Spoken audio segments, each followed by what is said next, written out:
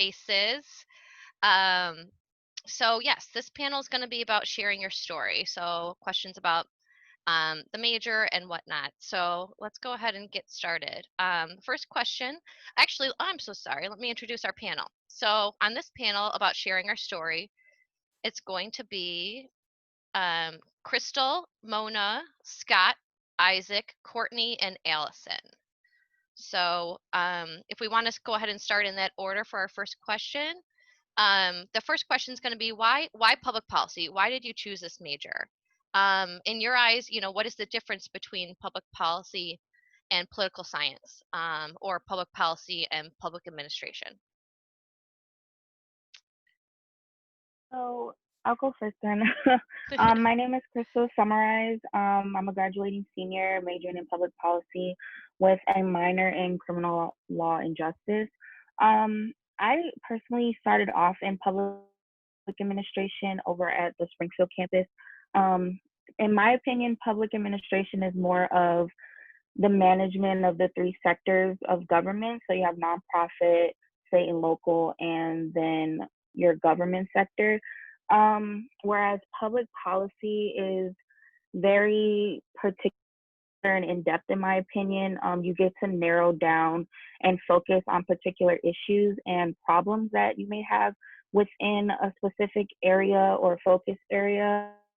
Whereas administration, you don't really get to dive that deep. You're more so it's just management of, I guess, just management of certain roles and be doing. Political science, I think more government theory and practice. So when you think like politicians, you're not really studying the issue like you would with policy. Again, it's more so just teaching you how to fulfill the role of a practice in that specific field and implementation of something, whereas policy is again like the analysis specific issues and areas and coming to a common like what is the problem that needs to be like solved and what do we need to do to implement a program or a policy that's going to get us to a beneficial end result that's going to fix this issue. So yeah. Great, thank you. Mona, do you want to go next? Hi all, my name is Mona. I'm a third year public policy student with a minor in Russian. From a young age, I was always really interested in like social justice issues, whether or not I knew that it was social justice based. And my sister majored in public policy when she went to college, so I had that exposure to it. But public policy to me is vastly different than political science, just because I see political science as a more theory-based, like it's theory-based in targeting how you analyze political issues versus public policy is more of an applied base where you learn how to solve those issues. And that's kind of what really drove me to it, was that I didn't want to just study those issues. I wanted to know how to solve them. So yeah. Great, thank you. All right. Hi, everybody. I'm Scott Swantek. I'm a senior public policy major and also a transfer student. So the reason I chose public policy, I did political science for about a year. And while I really was interested in political science, what I was really more interested in is how to create solutions for public problems and how to find those solutions. And that's something that isn't really addressed in political science. Political science often is just analyzing systems and not so much solutions. So that's really what I kind of found really interesting about public policy, is just, the analyzing and finding solutions. So yeah.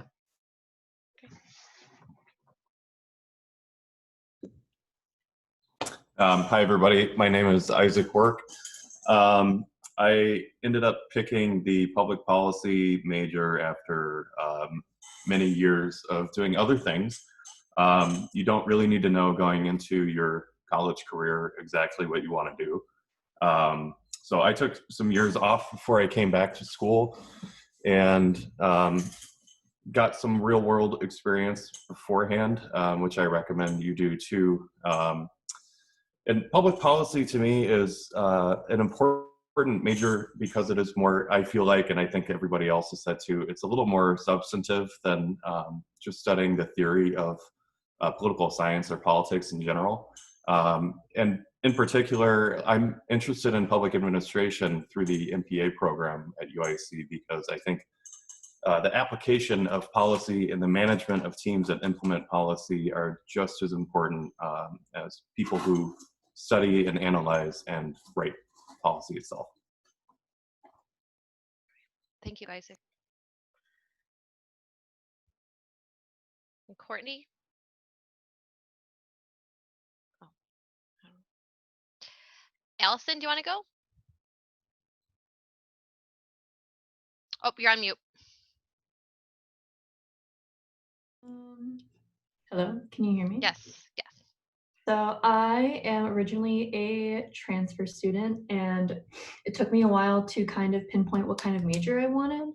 I would say I changed it about 7 times before I kind of settled on public policy, which was influenced by one of my peers who happens to be my brother. Originally, I transferred to UIC as a political science major, but after some consideration and understanding what the major really entails and what it means to be in political science, I realized that wasn't for me because it wasn't so hands-on and analytic in the sense where you directly analyze the problem and come up with solutions. That's why I changed. Difference between public policy and like political science. I mean, I kind of stated that political science, it's more statistic based, seeing what like the population, like the general population is reacting to an issue, and more so like, oh, this percentage of people like apples, but this percentage of people like pears and oranges, or, because that makes sense. And public policy versus public administration. Well, public administration is more bureaucratically based. It's more about the procedure of like enacting policy, like the procedure of trying to get it in the arena more so than like figuring out what the problem is and trying to solve it, if that makes sense. You have more layers to go through in like public administration and just kind of working through the different levels just to talk to the higher ups. Thank you. That makes sense. Haley, did you want to say anything? Yeah, I just thought I would chime in on the difference between public policy and public administration. So I did just graduate with a bachelor's in public policy in December and am now working on a master's of public administration. And the one thing that I have found is that public administration is so much more people-based, how to manage people. I take a lot of classes on HR, a lot of classes on managing conflict, a lot of just team building, how to work with others, how to take care of people that work for you. And of course, there is a lot of bureaucracy involved, how to communicate with other governments, how to communicate better with your coworkers. And then public policy is definitely much more, I would say, numbers based. What is this data-based policy? Can you give a data-based reason that it is working or not working? Is it inefficient? Is it doing what it's supposed to do? So I think that public administration is much more about who, and public policy is much more of the what, if that makes sense. Yeah. Great. Thank you, Haley. Wonderful. Thank you, everyone. So we'll move on to the next question here. So what resources have you utilized on campus, and which ones would you recommend? So, given you anything that CUPPA or UIC has offered you, maybe even something that you even found off campus that was a resource to you, could you share that with us? Anyone can go first. Or Allison, you want to go first? How about Crystal? How about I'll Crystal? go. Sorry, Allison makes me laugh. I Um, know. so some of the resources, since I was also a transfer student, I mentioned that, but it was a bit different for me. I would say, not to be generic, but Sharon, you were one of my literal biggest resources coming in, because like as a transfer, you don't really know like the ropes of anything. So I think just like from foundation, meeting with your CUPA advisor, is like the best thing you can do to kind of hit the ground running. Because I was more of like a non-traditional in terms of like the type of policy I studied, I found that career services was very useful for me in terms of like finding internships because I was older and wanted to like start, getting some type of field experience. I actually found two of my internships through that, and then also it was my second internship was more like a halfway with terms of like the type of policy work I was getting into. I know we touched earlier, but like organizations that you're a part of are also essential. One of the organizations I'm in, my advisor for that org, he actually referred me to internship and that I'm at right now with the alderman for the 7th ward, and just kind of putting in the word, helping me get those connections, so that I could study and be able to like kind of look at the type of policy stuff and like how with people, just kind of a different take with what I was interested in.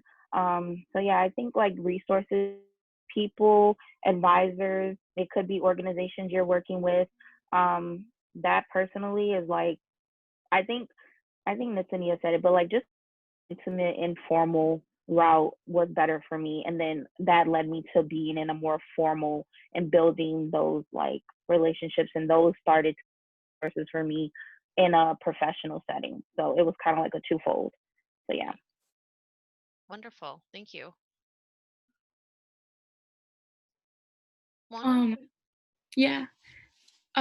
Definitely one of the biggest resources are your advisors. Cher can tell you how many times that she's helped me. But I think UIC is pretty unique in the way in which they offer so many resources. Side note, I also work as a tour guide for the university, so I know all of the resources. But some pretty cool things that UIC offers, we have a wellness center where they actually have a pantry for students that experience food insecurity. And right now they have a pop-up pantry going on that people can still go in and access food even with the shutdown. Another cool resource is the Math and Science Learning Center. When I took statistics, I was up in there like every week getting tutoring. They actually have like tutoring schedules online for each different math classes. And statistics is required for the major, so definitely a really great resource. Also, the Writing Center is amazing, especially as public policy is very much writing based. And the workers at the Writing Center are some of the most like trained student workers to be able to help you with writing. And lastly, the cultural centers at UIC are phenomenal. Most universities actually don't even have a cultural center. UIC is blessed with 7 different cultural centers. Just to name them off really quickly, a Latino Cultural Center, an African American Cultural Center, Asian American Resource Cultural Center, Arab American Cultural Center, Disability Cultural Center, Gender and Sexuality Center, and a Women and Leadership Resource Center. All of which have unique resources that they offer students. And they always have food in there, so they're really cool hangout spots. Awesome. Thank you, Mona, for all that. Much appreciated. Isaac, do you want to go next? Yeah, I wanted to add in and also just say that the advisors are a great resource, and also to kind of counter what people are saying, I feel like I could have gotten involved in more on campus. Don't work yourself to death when you're in the program. Don't work 50 hours a week off campus and limit yourself to what you can get involved in, because there is so much out there. And after mid-March, I'm not sure how much more I'm going to get to participate in things on campus. But also in the physical Cuppa building too, just meeting people, kind of going off of what the first panel was saying, networking with your peers is a great opportunity. And the study area in the basement, the Cuppa Lounge, where I was a semi-permanent resident until mid-March, use things like that when you do get to be on campus to meet new people or just to have a kind of quiet space to yourself. Great, thank you. Scott, did you have anything to add? Yeah. So just like everybody said, yeah, advisors super important. And also, um, talking with your professors, I think, was one of my biggest resources. They helped me so much. And as a transfer student, I mean, I didn't take advantage of it enough when I was really early on in my career, like as a freshman and a sophomore. But now as I'm older, like a professor that I'm still in contact with. I email them all the time. Forming personal connections with them, and they're always like so open to help, and they want to help. All of them have office hours all the time, and I feel like most students don't take them up on that, so they're kind of just sitting there waiting for anybody to come in to talk to them. So I would say the professors have been one of my biggest resources for sure. And then also the Cuppa website is also kind of awesome too. I go on that all the time. Anytime I have like quick questions or just looking for something, that usually can answer my question like right away. So I would say those are my biggest resources for sure. Awesome, thank you. All right. So we'll go on to the next question. Thank you, everybody. All right. So I love this part of our program. Though it's only not. I think it should be more classes. What specializes did you choose, or how did you choose your specialization? I love this component because policy has so many interdisciplinary areas that it's like an endless world. When I talk about it, I kind of get really excited. I wish I could kind of actually add like a million specializations to our catalog, but that would just make it too long, so I can't do that. But we have just so many opportunities with classes on campus. So please share us, your specializations. Who would like to go first? No takers? I can go first. Okay. So my specialization is in health policy. It's funny because I came to UIC thinking that I was going to be pre-med, and played myself because college science is much harder than high school science, and I couldn't do chemistry. And I distinctly remember going to Sharon's office and freaking out, and I was like, I don't know what to do. I really like health. And she was like, why aren't you studying health policy or public health? And then like light bulbs just kind of went off in my head. And it just made sense that health should be my specialization. Unfortunately, there's not a public health minor at UIC, so it just kind of worked that way. Great. Thank you. Allison, do you want to talk about your specialization? Or Crystal?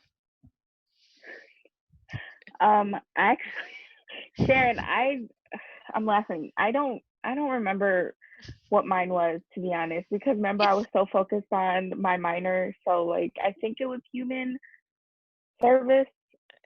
It ended up, we called it criminal policy. We ended up, because it was a customized one. We made it a special name, but I don't remember the I exact name. know. The one I know my specialization was like, it was like human services or something. Oh, social welfare. I think you were doing social welfare policy. Yeah. Yeah. So yeah, that's my specialization, social welfare. But yeah, I guess that kind of just kind of jump started me to be able to dive deeper into getting the minor that I have. But yeah, I don't really know what much to say because my minor plays such a role in like the type of policy work I do. So yeah, social welfare kind of helped me to be able to still take those classes because I care so much about like, you know, just issues like, I guess what's the word I'm looking for, like social justice issues regarding policy. But yeah, that's why I chose that specialization. But what about your minor? Why don't you tell us about your minor? Because I know it's so embedded in what you Um, do. yeah, okay, so my minor is criminal law and justice. I'm pretty big on police reform and prison reform. Um, I really want to get into policy and work with issues regarding like the social justice institution as a whole. I think that there are a lot of wrongful policies that are in place against people of color, and especially within like communities, lower income communities, like the school to prison pipeline system, things like that. So that is, I'm really split half and half. Like I think that in any field, like in any policy area that you say, like the same thing with health policy, like yeah, we're studying like policy issues, but you know, what policy issues are you doing and what field are you going to go into? So like the same thing with healthcare, like for me, policy work and like I guess just issues in general are so kind of closely related to how we enact laws and implement laws eventually. That just really fascinates me, and I want to. I don't know, like I just really am so big on advocacy for the people as a whole, and not wanting to have like wrongful, I guess like wrongful behavior, wrongful laws and policies that are enacted on them based on biases and just racism in general. So I want to be able to uh, have a role, and even if it's a small part, in changing the system as a whole and partnering with the system to be able to implement programs that are here to slowly eliminate those, you know, wrongful biases that we have in our system. Great. Thank you.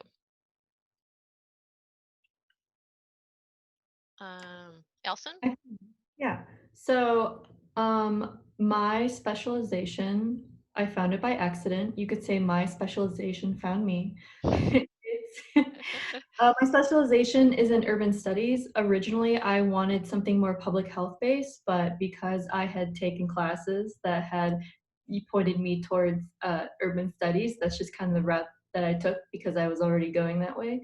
But I'm kind of glad that I did because I think urban studies, it's so broad because it does focus on like different types of settlements, like cities or suburbs or like rural areas, and then you kind of get to nitpick what exactly like you want to study in that area, whether it be like, you know, social issues, transportation issues, like sewage and water.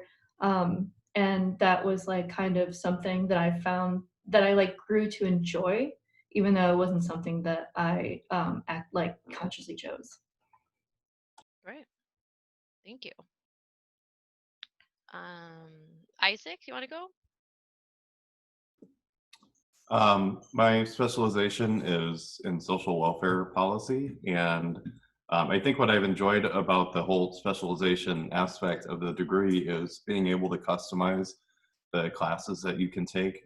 There are some classes listed on the CUPPA website that kind of give you a baseline to go off of, but I've switched some of mine around a little bit just so I feel like I have a better grasp on what it is that I actually want to do.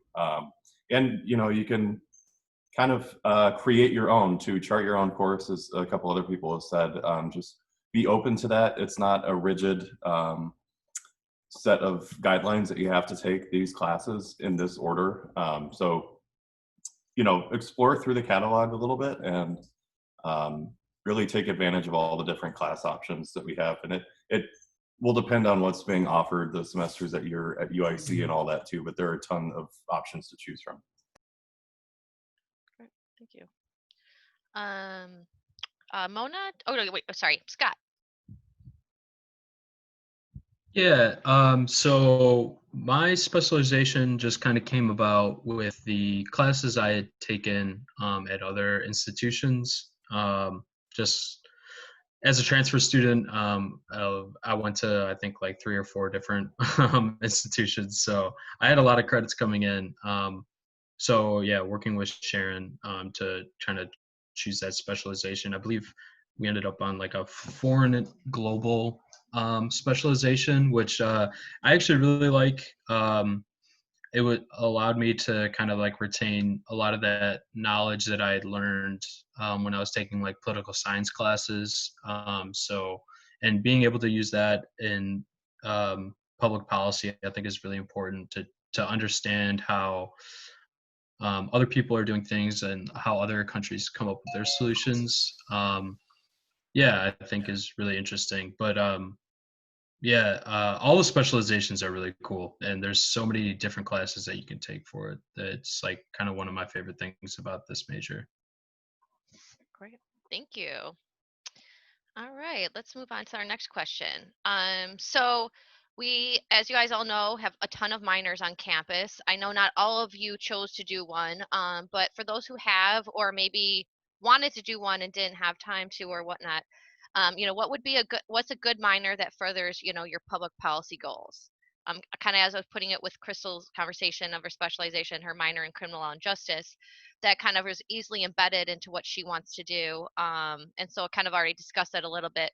But if there was another one, or if you want to go into further discussion, Crystal, of yours, that's just a good example of kind of what we kind of want to get out of this question. I won't drag on any longer. I just wanted to add that being in my minor opened a lot of new doors for me in terms of other faculty as well. Not only using my couple of faculty as a resource, but also to work with the CLJ department and learn more and get their insight policy issues within, like I said, the CLJ institution. They have taught me a lot on why I want to go so much more into like, pursuing probably a graduate in the CLJ department. But yeah, I've talked to a lot of people who are like former police officers, people who have done just like the academia route, who've become professors, other people worked in other like parts of local government and how they connect policy issues to, like the justice system. And I guess that it's just taught me a lot and opened my eyes a lot of like, wow, okay, so you guys do so closely use policy with law and how you study law and just like the issues as a whole. So I guess like my minor, being in my minor and just taking those classes and learning more about not only like, just law as a whole, but just issues in general. Yeah, I guess it's just really prompted me to see more and learn more on like how closely policy is studied in all different institution settings. Great. Thank you. Anyone want to jump in that did a minor? I think Mona, you did a run in Russian, which not directly, but could be. Um, Um, I think a minor that furthers your goals and interests in public policy is a minor that essentially works towards those goals. Like on first glance, like Russian doesn't seem like it would, further your goals in public policy. But I'm actually really interested in public health in Central Asia. And Central Asia was formerly occupied by Soviet Union, so knowing Russian is like really vital in that. And it actually 2 summers ago, well, last summer, um, I had received an internship to work at the US Embassy in Uzbekistan. Unfortunately, it didn't work it because I didn't get my security clearance. But I think I got that because I'm studying Russian. So definitely, like your minor can work with you in different ways. Thank you. Um, I Someone, can go. yeah. So I have a minor in art, and the only reason why I chose that is because I have an art background, and that's something that I'm interested in. And I think your minor should be something that could obviously supplement your policy background, but I also think it should be designated towards something that you're interested in. So I have, art as a minor, but like, what can I really do with that? And, it got me thinking like, what can it be applied to? And it made me think that, oh, I could, think of like art access, because art is one of the first things that are cut from a school budget, especially if like they have low funding, and just to be able to maybe partake in like a nonprofit that provides that kind of service and like outlet for children who do not normally have that, is like something that you could kind of morph your minor into.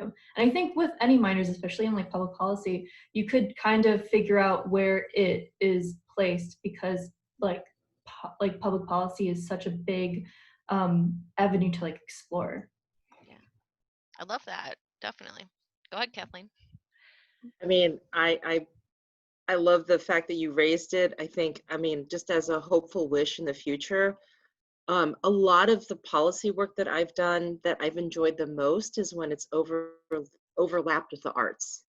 And I've always wanted a minor. Like, I mean, you know, I'm 3 years in, so give me a few more years, but it would be great, great, great to have a real solid minor for arts majors so that they can get some of the skills that they might need. Because a lot of theaters, museums, all these performance places, like they're 501c3s, and they need people who know the art side or the creativity side, but who also may know how to balance some books or write a grant or write a report that gets them more money. I mean, all this stuff is so connected. So I love the fact that we were able to work with you, but we could definitely be more intentional about how we support that.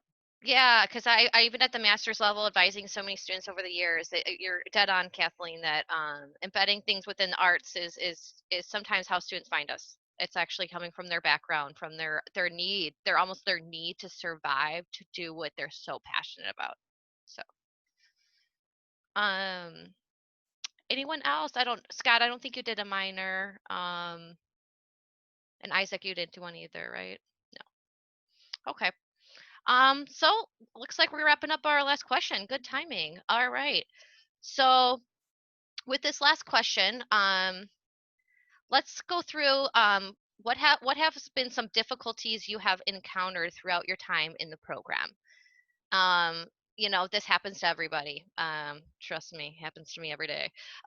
So any difficulties that willing to share, and the idea is just so that we can see, maybe have an idea of maybe what to look out for students, or things that maybe could be better in the program to help support you in some sort of way.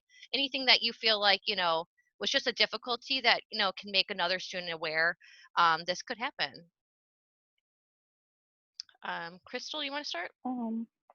Yeah, I think for me, with our program in particular, like I said, it wasn't until I got to my minor where I started to meet other people. But I think because we don't really study or like at first glance say like criminal justice policy, I think that was very difficult for me at first, like my junior year going into my senior year. It's like it took, I was very like set on, okay, I'm gonna find the resources that I need so that I can get from point A to point B, and I was gonna do whatever it took, like contact whoever I needed to contact. But I think that's like one of the biggest challenges I had within the program, kind of being like the only one in Cuppa. I didn't really meet other students. Everyone was like health, education, just things like that. And I was like the lone wolf in that sense. But I think if we, like, I guess my point is that when I went into my minor, I met so many people that were interested in policy, but they never took our route because it wasn't like I said, at first glance seemed like it was offered that we would be able to still study policy and then have that interest area in criminal justice policy. So yeah, I guess like it turned some of the students at UIC away because they were like, well, I'm interested in this, but I want to study policy. I don't know if I fit in, but I'm like, no, you would fit in. Like, I did it. We could do it. It's fine. There's avenues to take. But yeah, I think that was like my biggest like challenge was like, okay, am I in the right space? And I'm like, no, I am in the right space. I just have to kind of maneuver my way around to figure it out. And eventually we got to a common solution. But yeah, that was like a pretty tough third year, in my opinion. Yeah, I understand. Thank you. Mona, do you want to go next?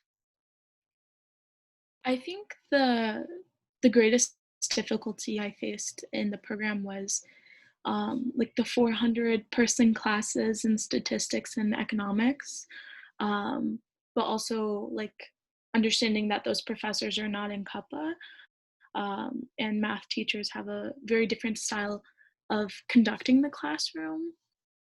I also just underestimated how hard econ is. It sounds really easy, but like economics is math. No, it's not. Yeah, I really, really struggled in economics when I didn't think I would. So understanding like when I needed to go and get tutoring, or go to the professor's office hours, was really critical. Thank you. How about you, Scott? Yeah.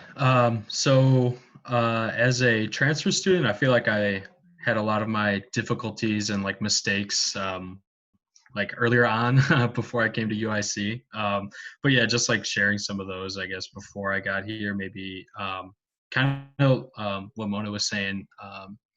And there's definitely like some tough classes that you're going to have to take. So knowing the resources that are there to help you. So office hours, tutoring, even like talking with other students in your classes and stuff like that. Sometimes people get like study groups together, or I don't know, talking with peers sometimes really helps in terms of like understanding material. They can kind of present it to you in a different way. But yeah, that I think taking advantage of those resources, I always knew they were there, but I never, for whatever reason, never took advantage of them. But yeah, definitely here at UIC, like, yeah, definitely like just capitalizing on using those resources is I think will help you kind of get away from some of those difficulties for sure. Great. Thank you. All right. Isaac, you want to go ahead? Sure. Couple of things real quick. One, there is a lot of group work in these classes. There are a lot of group projects, and this semester I have had five of them, and that is very difficult. So you will get used to working with people, even if you don't want to, and very comfortable managing groups of people. And it gets better as you move up in the classes too. A group project in a 100 level class is going to look very different from a 400 level class. And then the other thing, doesn't really pertain to me as much, but I found coming into the program that there were some students who were discouraged by the amount of just general info that other policy students knew coming into the program. There are a lot of transfers and a lot of non-traditional students, and some people have just been obsessed with politics from the time before they could even vote. So they seem to know everything about everything, and I know a few students have talked to me about this. They were discouraged that they didn't know enough, or they weren't going to learn because of that, because other people were farther ahead of them. Just know those people are in the minority, I feel like, and you're going to learn a lot in this program. And as you go through it, whether it's 2 years or 4 years, you do gain a lot from these classes, and you will be one of those people that gets talked about by the new incoming transfers eventually. So that's it. Great. Thank you. Allison? So to Isaac's point, I kind of am one of those people who got discouraged, like in my like area of study. I felt like I wasn't doing enough. I mean, like, even with this class, I didn't even get the internship that I was supposed to because of like whatever happened, like it was in talks. And so just hearing what everyone else was doing, how much they're contributing to like, the type of learning that they were, I felt like I was missing out, or like I wasn't doing enough. And even so, like sometimes aspects of getting an internship and maybe even like making change like in a policy realm kind of seemed inconceivable. But I mean, that's like thinking on a grander scale. But that was like my difficulty, I guess, like in this program was trying to not compare myself to other people and going at the rate that was like comfortable for me and the things that I wanted to learn and was interested in compared to like somebody else. Also, like something that I had difficulties with would be like asking for help, especially in regards to like econ, like micro econ is ridiculous, and especially like stats is like it's so difficult, especially if you don't have that sort of background and weren't necessarily like expecting that. So yeah, and also networking, just getting comfortable talking to your peers and understanding like, you know, you guys are coming from different backgrounds and like amounts of knowledge, but also using that idea to kind of collaborate and also like learn from it. Wonderful. Thank you, Allison. I really enjoyed that. Thank you for, piggyback on what Isaac said, because I think we all like have all felt that way at some point. It's good to know, how that comes about and how you can overcome it. So thank you. And I appreciate you guys answering all those wonderful questions about your stories. I think we're wrapping up the panel now. Is that correct, Haley? Yeah, that looks about right. Thank you to Crystal, Mona, Scott, Isaac, Courtney, and Allison for sharing their story. We definitely appreciate it. So just in closing, we did have a couple of questions that were direct messaged to us on Instagram. So anyone can chime in, and these aren't necessarily related to the material covered, but I just figured we would answer them nonetheless. Any of the students can join in. But the first one we got, so there's three. The first one is, is it worth it to get a public policy minor? Is it worth the trouble to, take the classes? Does it help your career in any way? So anyone who wants to comment on that, go ahead. If you're not sure what the minor is, because we're all majors here, the minor includes PPOL 210, PPOL 307 requirements, and then you just take one elective in public policy and then 2 courses off a very long selective list that's outside the department. So 15 credits. Okay, perfect. I do have. Uh-oh. Haley, we can't hear you. Oh, there's a bit of a lag. Haley, your sound is off. We can't hear you. And we're currently getting hit with a big storm, so that's super helpful for my situation. But I had super unfortunate. I have a friend who graduated, but they were trying to get into med school, and they felt as though the public policy minor was really helpful in kind of their pre-med kind of application, looking really good on paper, but then as well just having the understanding of policy as well. Right. Oh, whoops. Yeah, I mean, I say this a lot. You guys have probably heard me say it, but for pre-meds or econ majors, or even those who are in computer science or engineering, I mean, you guys all know this, but policy is everywhere.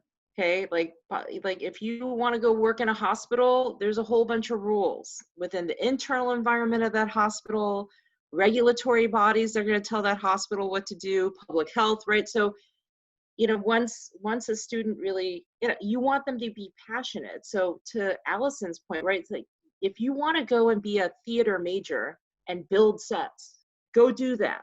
You should absolutely do that. But getting a minor in public policy might give you some insight into the way arts and theater companies are funded.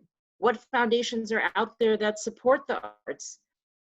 What does what kind of policy do we have for arts-based programming in schools? Like, all that stuff kind of opens up when you get the basics of policy down, and then you can kind of apply that a little bit. Like, you won't become a as well trained as you guys are, but it's enough for you to start detecting those patterns that we want you to see institutionally. Great, thank you. So the next question is possible careers when you graduate with a bachelor's in public policy, what can you do with it? Does anyone have comments on what they would like to do, what they would enjoy doing, I guess? I know that most of you are still in school, obviously, being in 490, but just, what have you found? What are you looking forward to doing, I guess?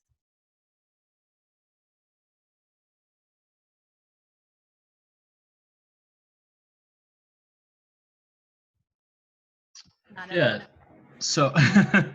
So, yeah, for me, I'm currently doing an internship for Senator Tammy Duckworth here in Chicago. So yeah, like possible career choices. There's there's a lot of work politically, right, with like directly for representatives, right? But then there's also a ton of just government agency bureaucracy work, and then there's also like public sector work, right? A lot of companies have public policy. They have a need for people that know public policy. They like for or just for an example, like Uber and Lyft, they have to hire public policy majors to understand the policy of certain cities or states, and whether they'd be able to operate there and things like that. So public policy is there's really just a ton of options, honestly.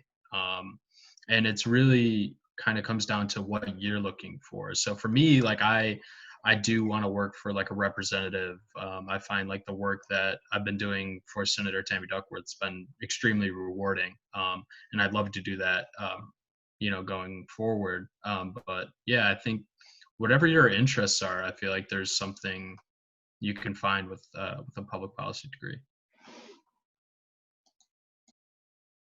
Yeah, I think that's great. I would agree with that. My fiance works in technology. He's a computer nerd. He gets all of that stuff, and they were recently talking about needing people on one of his Zoom calls, needing policy people that understand internal, with this COVID stuff, internal grants and funding, and trying to figure out what they're going to do in response. They needed people to be able to quick and respond to the situation, and what are the next steps and what makes the most sense bureaucratically and in regards to policy.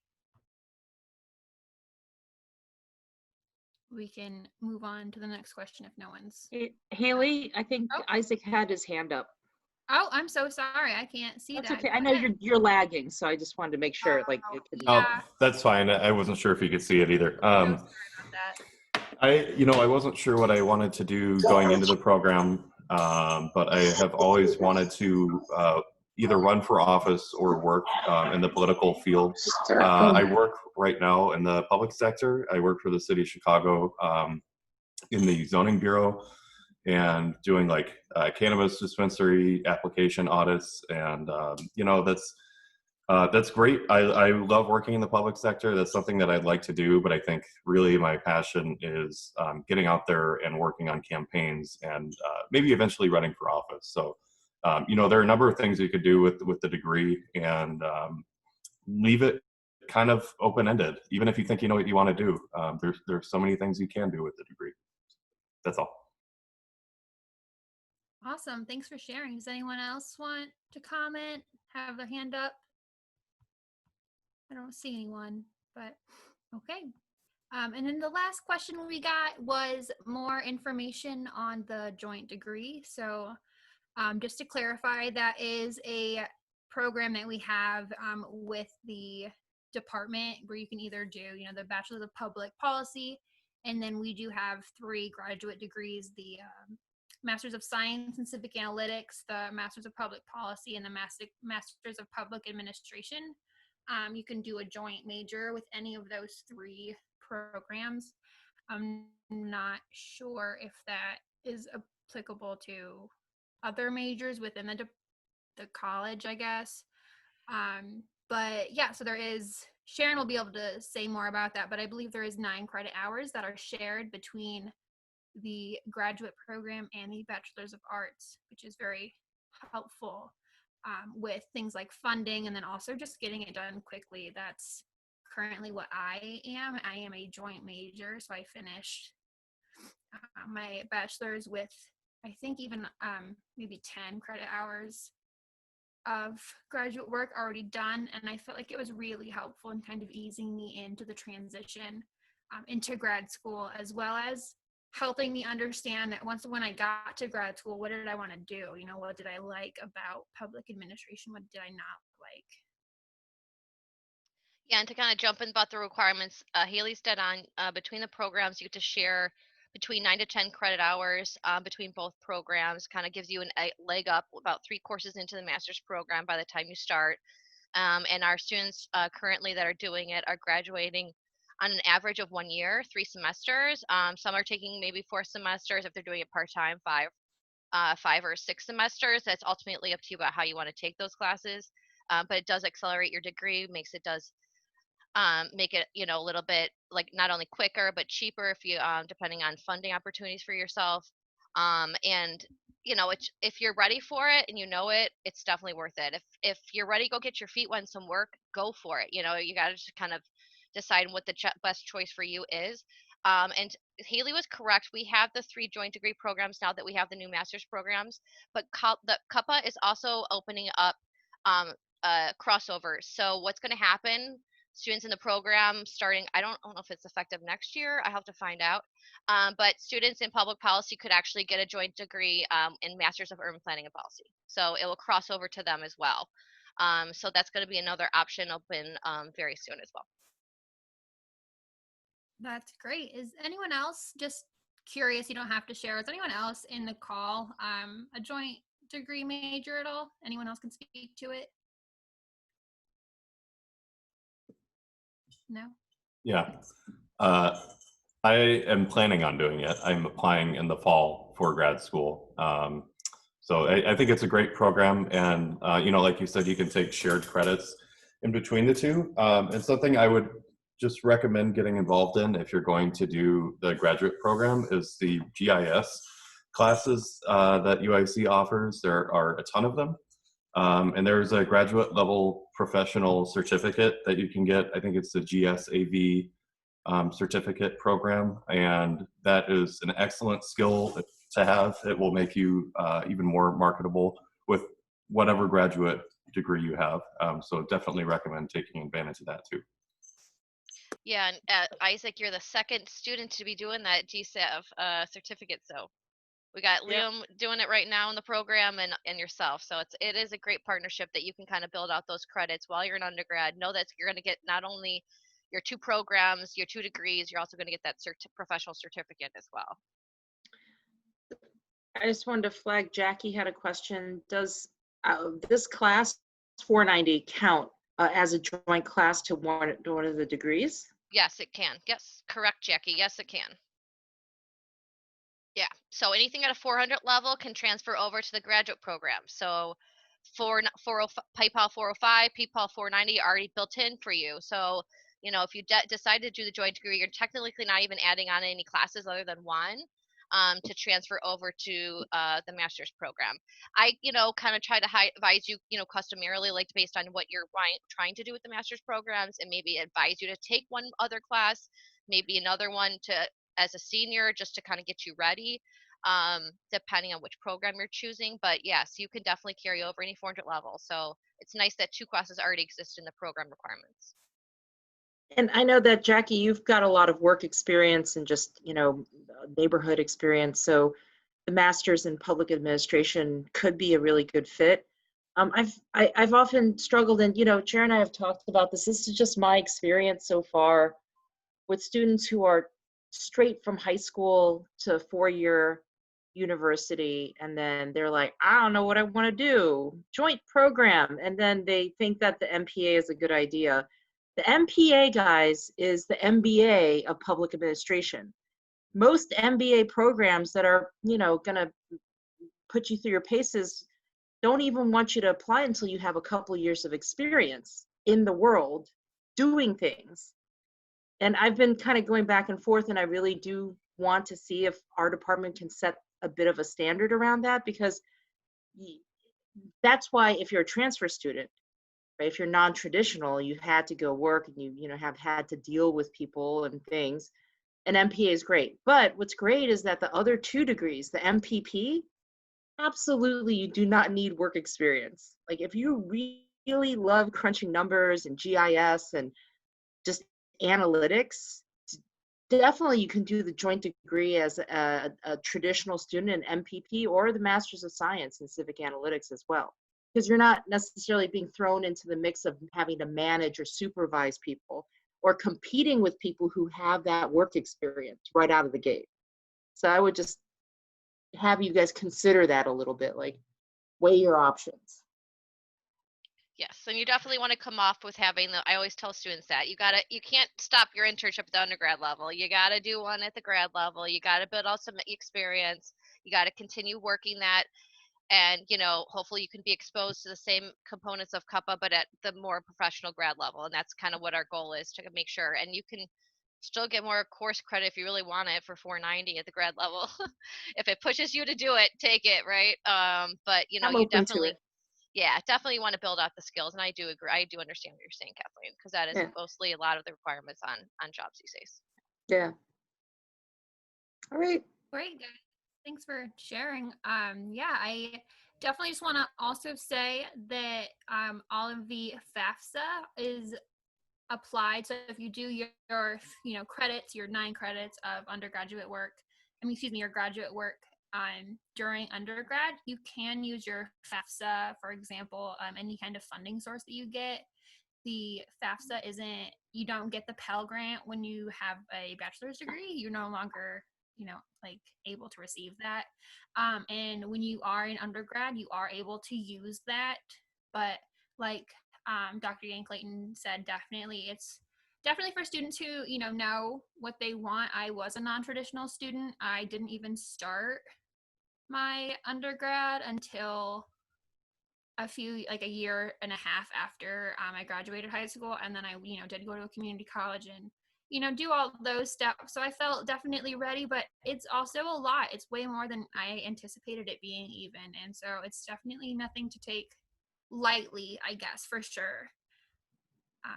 But if there are no other comments about that, then I just want to say thank you to all of the 490 students for joining. We so appreciate your involvement and making sure that, we can still kind of help potential students, help current students, newly admitted students, and kind of understanding this program, understanding, kind of what we are, our students. And if you are comfortable, you could even maybe comment on some of our Instagram posts, maybe our username. So other new students can get in touch with you, maybe ask questions, completely, if you're comfortable with that. But, just kind of making yourself available to those students who are incoming, definitely those who want to get involved in policy. I think that would be kind of a nice thing to do. Is there any last comments from students? Anything anyone else wants to say? I just want to say thank you. Thank you for everything. Don't leave. Don't leave. Everyone stay after we stop recording. Yes, everyone stay around. And then also, I just wanted to give everyone a chance. Is there any upcoming events in the department? I know that there's the Public Policy Student Association, the Roosevelt Institute. Those are, through the department. But even on campus, but outside of the department, maybe the cultural center somewhere is having some kind of virtual event. Just anything that you would, like to plug. Now is your chance.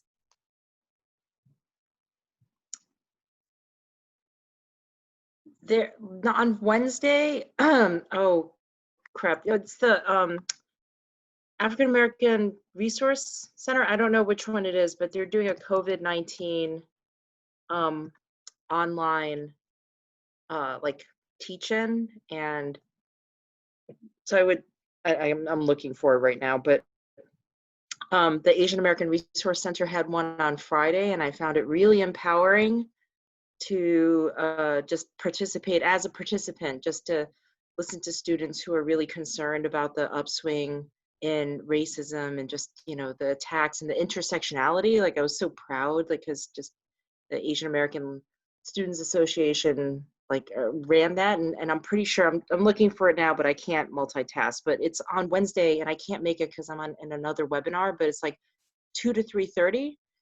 So check your emails. They've been blasting it out like in multiple different centers. Awesome, thank you. So I think that's kind of where we're going to end the official